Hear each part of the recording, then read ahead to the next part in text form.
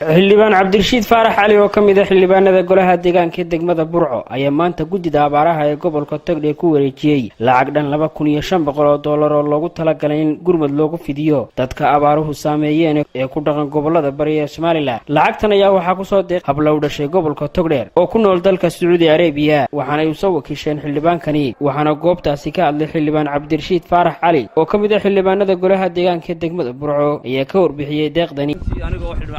عليا halkan laba arin aan ku sido mid waxa weeyaan waa lacag aan gudoosin iyo gudida gurmadka abaaraha gobolada bari oo ay soo direen hablo ka tirsan dalka Saudi Arabia gaar ahaan magaalada Riyadh hablahaas oo hablo gobolka Togdheer ah hablahana waxaan leeyahay ay Seenab Xasan Xamari ka wakiil tahay oo jaariyada lacagtaas ay sheegteen soo laban laaba oo $2,500 waxa aan runtii ku wareejinayaa gudoomiyaha maayirka degmada Burco barasaabka gobolka Togdheer Maxamed Ibrahim Aadan Qabo ayaa iyaguna u mahad celiyay hablahan soo diray deeqdan lacagta ee loogu talagalay in lagu samata bixiyo dadka abaaruhu saameeyeen ee ku dhaqan gobolka Togdheer.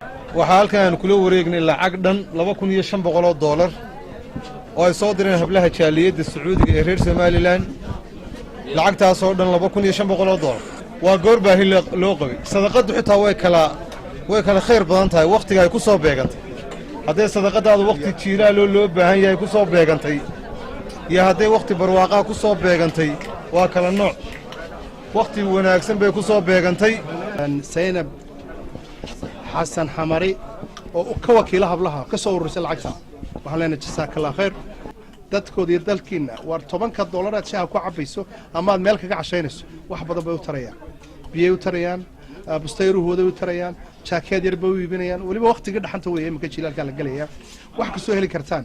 waliba qolada Yurub alaabtii iyo dharkii aynu meelaha galin jirnay ee faraha badnaa aynu siin jirnay charity-ga u sameeyana dadkii abaaraha ku caawisaan.